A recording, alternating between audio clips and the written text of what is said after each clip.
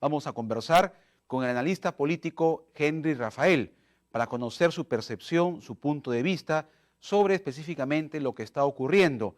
Hoy debe sesionar por la tarde a partir de las 3 la Comisión de Constitución para someter a votación este proyecto que presentó el Ejecutivo, la Presidenta de la República y el Premier ante el Congreso de la República, de que por motivos de viaje fuera del país, la Presidenta Dina Boluarte pueda gestionar el despacho presidencial de manera remota a través de las plataformas digitales.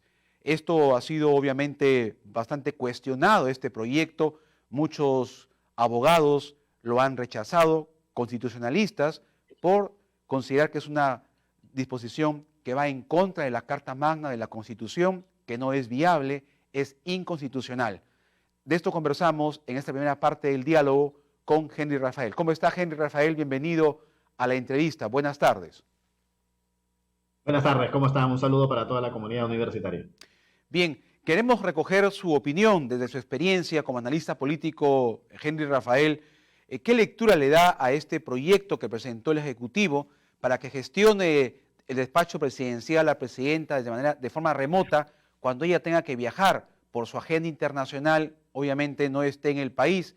Y ya hay un predictamen que ha emitido ayer la Comisión de Constitución, presidida por el congresista Hernando Guerra García, donde ha emitido un predictamen que recomienda aprobar este proyecto de ley presentado por la Presidenta y el Premier. ¿Cuál es su lectura al respecto, Henry Rafael?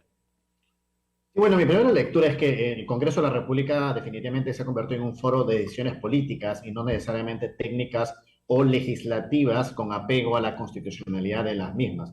El bochornoso proceso de elección de defensor del pueblo en los últimos 2 años nos da una muestra clara de el tipo de procedimientos que estamos teniendo hoy en el Congreso de la República y que por supuesto responden a el escaso margen de aceptación ciudadana, al menos que tienen los congresistas de la República. Es definitivamente el pedido de la presidenta Boluarte es un caso sui generis. Normalmente las figuras de las vicepresidencias asumen el control de la presidencia de la República porque está claro que ante la ausencia del presidente queda en mandato en cualquier país del mundo un vicepresidente, una persona que pueda cumplir sus funciones en su totalidad.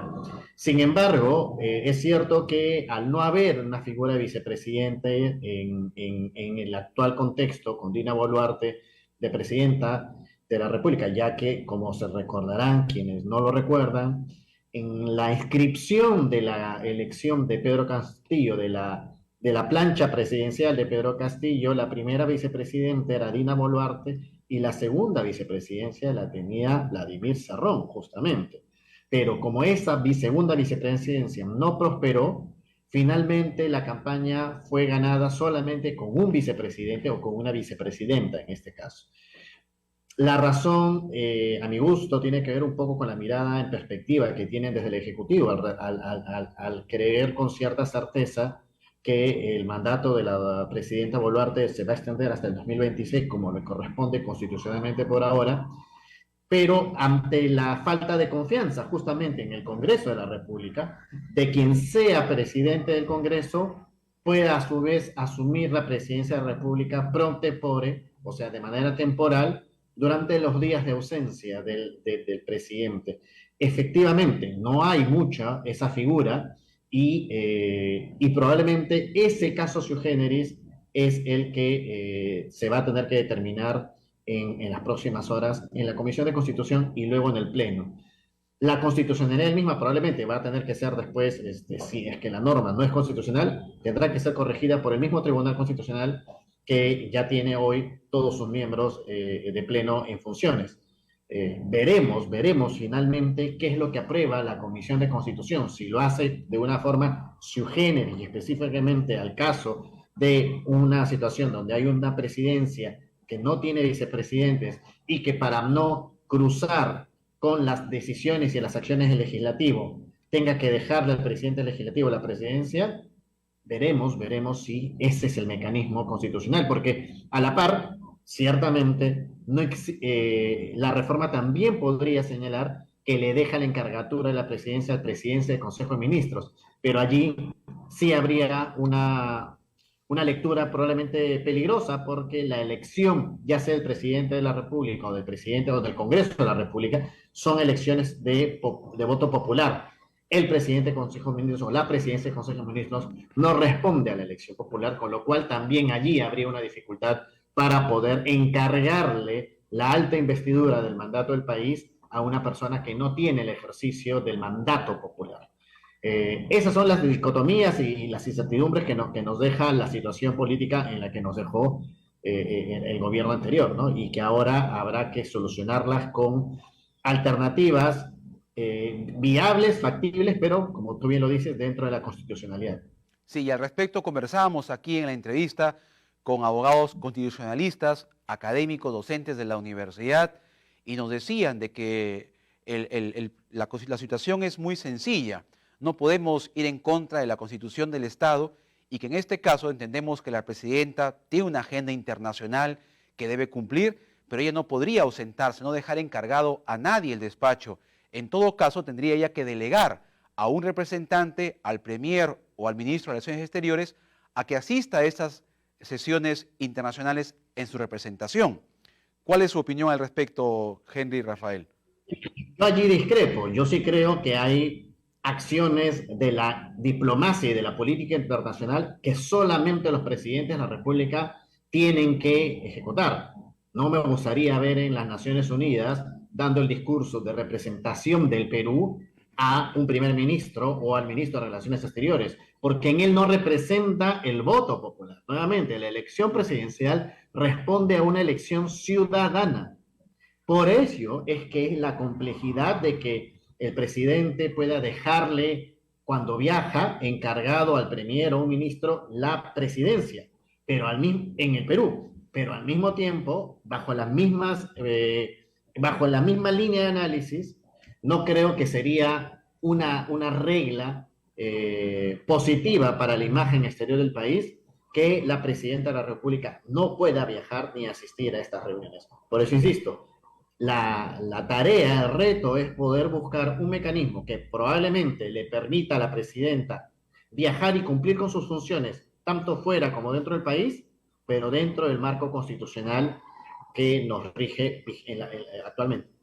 Bien, ahora, ¿qué debería hacer el Perú, específicamente el Ejecutivo, la Presidenta de la República, la señora Boluarte, respecto a estas situaciones que ya se han hecho bastante recurrentes, de confrontaciones, calificativos que van fuera de contexto del presidente, sobre todo de México, ¿no? Al calificarla como usurpadora y no reconocer la legitimidad que tiene la presidenta Boluarte, y también ha ocurrido con su homólogo de Colombia. ¿Cuál debería ser el accionar de Perú frente a estos ataques que obviamente deterioran la imagen internacional de nuestro país? Sí y no, porque yo creo la verdad que a quien más deteriora este tipo de declaraciones es al mismo López Obrador, a quien el mismo Papa Francisco en las Naciones Unidas justamente le pidió no usar su nombre por cuestiones de carácter político y creo que la comunidad internacional conoce ya a un López Obrador que habla más de lo que racionalmente se puede esperar de un mandatario. Es más aún cuando habla de usurpación de poder y jamás se refirió a ese tipo con ese tipo de objetivos a gobiernos socialistas o de corte de la izquierda progresista como el de Nicaragua, como el de Venezuela, que eventualmente sí podrían completamente catalogarse como la misma, y forma esta suerte de bloque socialista de izquierda radical y progresista entre México, Colombia, Venezuela, Nicaragua, ahora Brasil, tienes Argentina, y que eventualmente, para suerte de las buenas relaciones diplomáticas del Perú, no comparte Chile, porque Chile sí ha puesto también claridad respecto a que esta presidencia pro tempore de la Alianza del Pacífico tiene que ser ejercida como le corresponde a la presidencia del Perú. Así que yo creo que lo que está haciendo el Perú es exactamente lo correcto, está haciendo todas las medidas diplomáticas que les corresponde y probablemente en los próximos días tengo la sensación que el Perú recuperará la presidencia pro tempore, aunque le guste o no le guste a López Obrador.